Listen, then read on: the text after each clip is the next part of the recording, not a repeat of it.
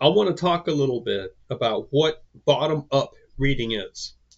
So it's literally what it sounds like. You start at the bottom and you work your way up through the ideas to some more generalized um, notion or idea that you want to take away with you. All right. So what that bottom layer consists of is just the detail, a ton of detail. And as you're reading the book and trying to learn something through it, you realize there's just too much information here, and I'm probably not going to know or remember all of this. It might be good in the moment, it might feel good in the moment, but what will I do with this information a year from now, or 2 years, or 5 years from now?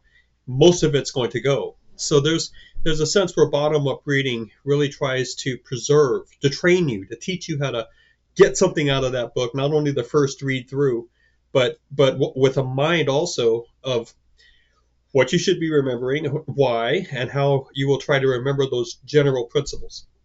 Now, some books are not made for bottom up reading in this way. Um, the they might contain general principles to begin with, or they might be set out so that their main job is to teach you the grammar of something, the basic nuts and bolts of how this discipline or this topic works, and you don't have to figure it out for yourself. So basically, all textbooks are like that, and they aren't really designed for bottom-up reading. They're very passive. They give you the information. You don't have to dig it out. You don't have to find it or develop it yourself. So if you're a great memorizer and you're actually paying attention and driven because you love that field or that a topic that the textbook's about, and you're in a structure of accountability that allows you to stick to it, because most textbooks are not intrinsically interesting or straight up readable for for lifelong reading, I guess. I mean, there's plenty of people read textbooks on their own, but what I'm saying is usually they work best in a school system where you have deadlines, you have chapters, you have tests, over those textbooks. And for us at Ravenburn, we really don't use textbooks that much. There are great books that deal with the philosophy or the terms or the core ideas of a topic that we will use. But um, the vast majority of the texts that we use are meant to train you, to do sort of a battle with you, so that you are either going to master it, it's going to master you in the sense of what are you going to get out of this book, right? I mean, the book might be interesting and readable on its own, but why are you reading it? What are you going to learn from it? How are you going to learn from it? And how are you going to keep, how are you going to filter that information? In other words, what are 3 things you're going to remember 5 years after you read this book? Because believe me, you're going to forget a lot of things. As you read a nonfiction book on something, many times the detail and the writing envelop you in the moment and allow you to have a very good initial encounter with the information. And the experience is rich because you are literally having the book in front of you, or you're listening to it, and you're able to remember and manage all that detail right then and there, because this is something you're just doing in the moment. But 3 years after you hear that, what are you going to remember, right?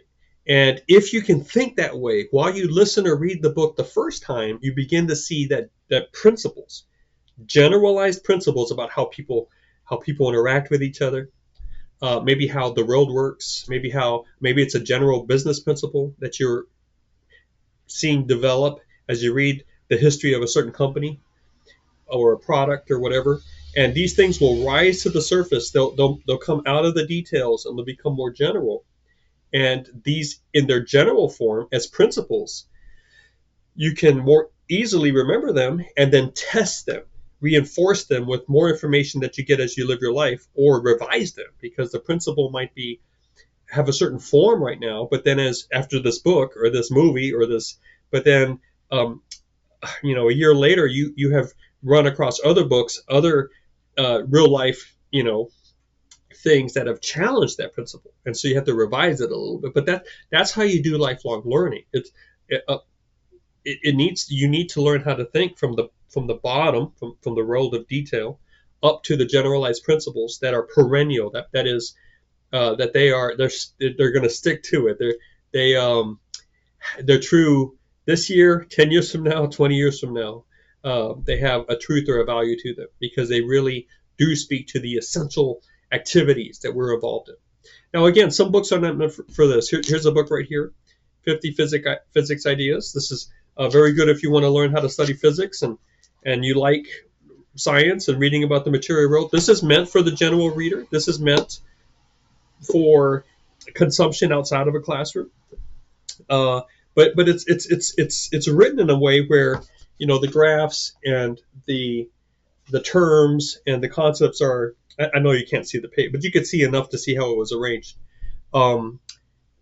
There's so much information here that you don't necessarily on your own develop the general principles. They're given to you, and info is given, charts are given to you. So this is just something that you kind of work through in the moment, and you down the line, if you keep on practicing this, like if you go and become a physicist, then this information gets reiterated, right? You keep on running into these truths over and over and over in some form or another, and because of that repetition, that redundancy in learning, they get anchored and grounded in you, and you have no trouble knowing this. I mean, this is just, you're going to get to the point where you just know it because you've been involved with it so much.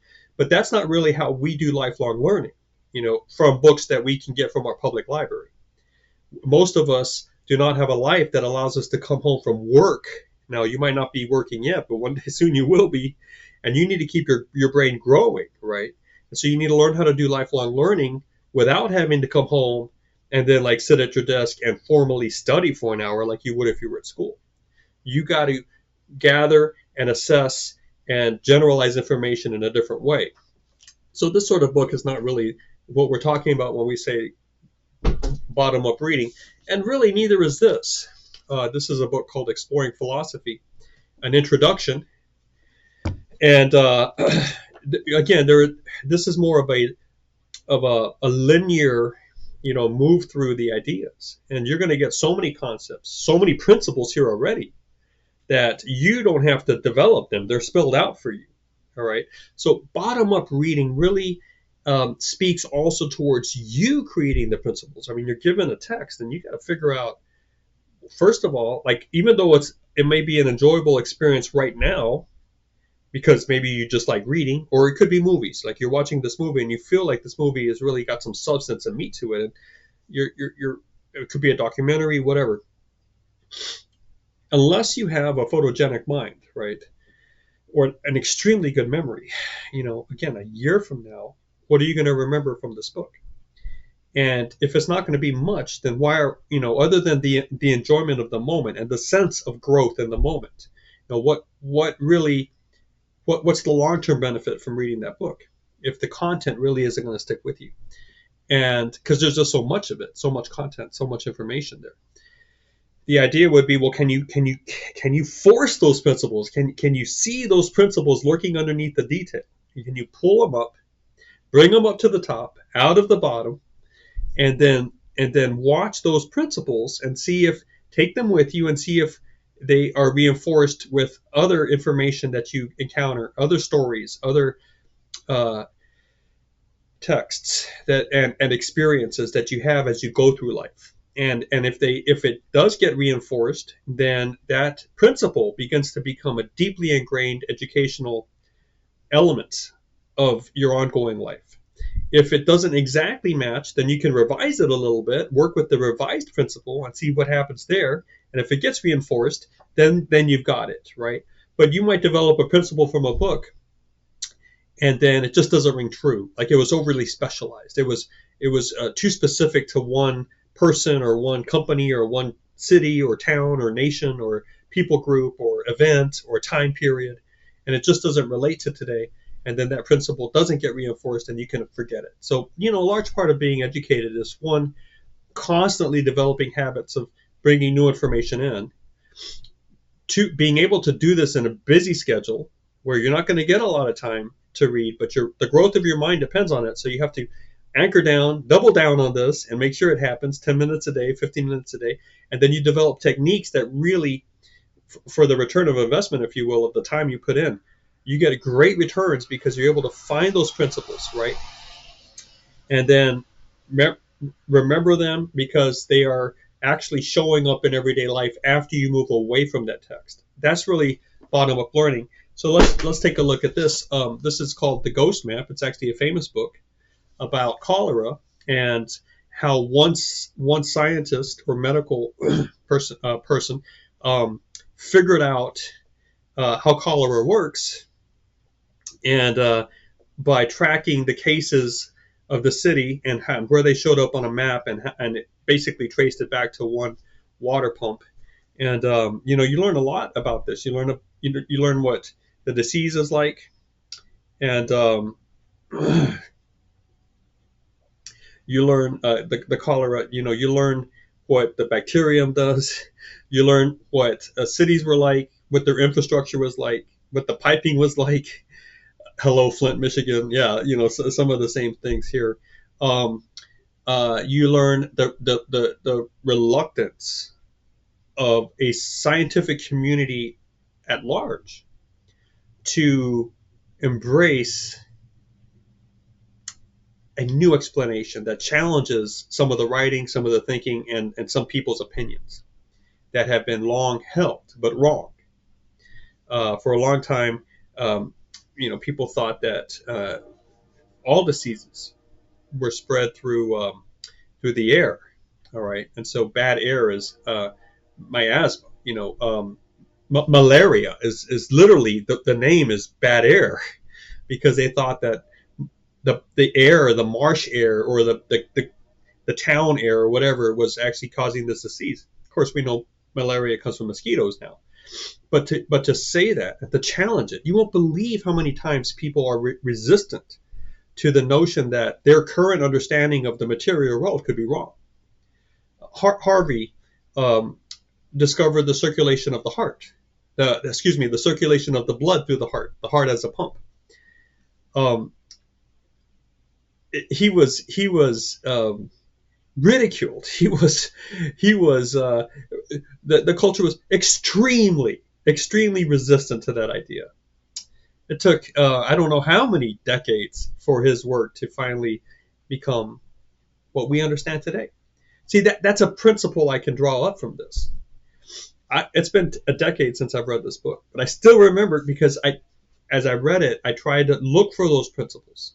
I can't even remember the name of the scientist because that's not important. That's trivia. You can look it up on your phone if you really need that, right? Honestly, I think the disease was cholera. I hope I'm right because this would be embarrassing in the video. But I do remember the dynamics of discovery that happened here and the way the information was brought to the public professional community, the way it was resisted, the cost of life that it took, the resistance. And I can see those principles playing out even today with different scenarios, different public health issues. So that's bottom up reading. Here's another famous book, Ron Chernow, Washington, A Life. Look at that. That's huge. Excuse me. Well, listen, there's just too much here for anybody to remember much afterward. Again, unless you're that select individual that is extremely a great memory, right? So when you read this, things happen to you in the moment of reading it. You grow in literacy because you become a better reader, a better listener. If you're listening to it as an audiobook, your sense of paragraphing gets better. Your sense of linear storytelling gets sharpened. Your grammar, your vocabulary develops over time. That's how it grows. So as you read great storytellers tell their stories, you become a better storyteller. So forget all the content. Just working with the structure of the narrative, you are going to grow in literacy. But if you really want to try to get something out of this too, you got to do bottom up. There's just too many details there, right?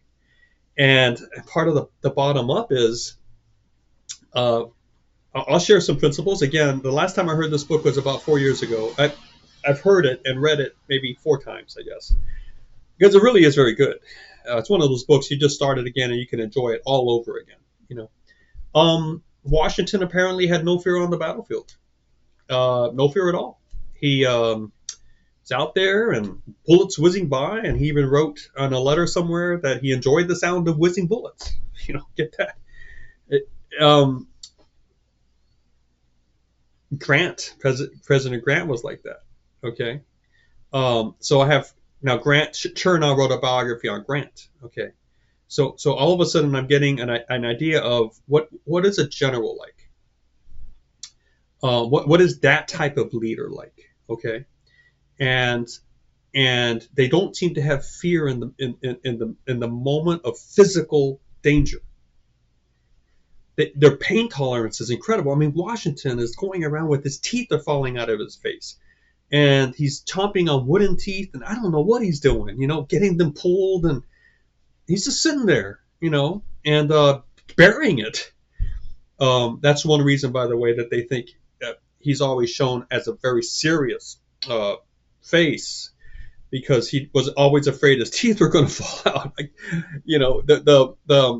the dentures that he had fashioned out of wood, I don't know if it was ivory or not. See, I'm forgetting the details, right? But they were never a perfect fit. So one reason he would never laugh very hard is he didn't want his dentures to fall out. So things like that were very interesting. They're so interesting that little bit of information will often stick with me or with you, just because it's an aperçu. Okay, an aperçu is just this incredibly interesting little detail about a person, right? So like I can still remember an aperçu about Samuel Johnson, the great literary critic in England in the what was it, the 18th century, I believe.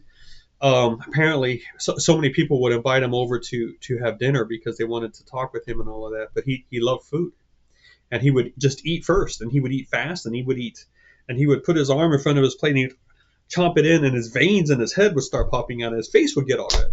So everyone would just let him eat, and then after he ate, he could talk. But so those, sometimes you are going to run into details that are so bizarre, weird, funny, you're just going to remember them, right? But there's so much in that book I don't remember, but I remember the principles that I drew out. And I also remember that Washington was really poor at business. I mean, he had a lot of business failures. Well, guess what? So did Grant. Okay, so I'm getting this reinforcement. Grant was like a horrible businessman. I mean, the way, but both of these people seem to be failures, believe it or not, outside of war and then the presidency. Grant could also handle pain very, very well, very well. He was not no fear. So both. Well, anyway, you see, I'm trying to draw principles up here, but as it stands right now, I'm drawing principles about generals, right? So I've got to be careful, right? Because how is this principle going to relate to people at large? And so now all of a sudden I'm thinking, well, I know people at large, in general, you can think of them in certain types. The business person, the religious person, the non-religious person, the person that can, be utterly fearless when it comes to sports and that sort of thing. And well, you know what I'm saying, right? But so there may be out there this type of person, right? The general that doesn't have a war to fight, so no one knows that they are actually have this incredible ability, but you might be able to start understanding what type of person that is and, working with it. Someone did this. This is a common approach, but I digress. I'm using this big old book, Washington, down here, just to give you an example of what bottom up reading is. Hey, listen, with Washington, I'll be lucky to remember 5 general things. Okay. It's a really big book that I get a proper return on investment because I spent a lot of time listening. I actually listened to it. So what I'm saying is I never actually read it, sight read it. I've listened to it like 4 times. The book's too big. I can't. I'm not that type of person that can read that sort of thing. I have to listen.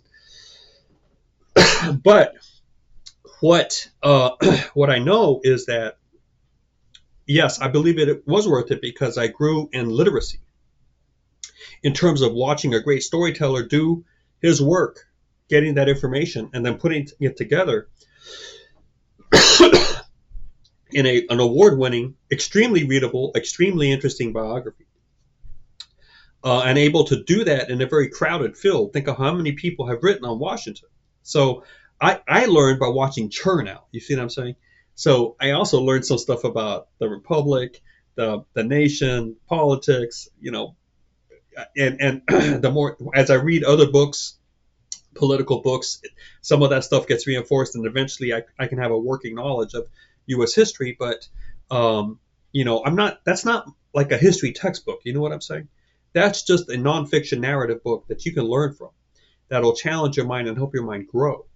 And if you sit there thinking that you're actually trying to learn all the stuff about Washington and the names of his you know family and his stepchildren and where he went to school, and if you think you're going to that book for the actual facts long term, I think for the most part that's not the best approach for lifelong learning.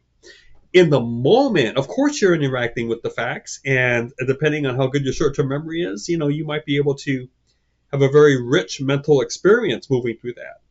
But as the time goes on and you leave the book behind, and a year later from having read it, will you remember all of those? Well, what will you remember? And that whatever you remember there, that's bottom up reading, because it rises from the bottom where all the details settle, and it becomes this general principle that you remember and you carry on for life. So that's what you need to be practicing with these nonfiction narrative books that we bring to the table here with this program. Hey, thank you so much for listening.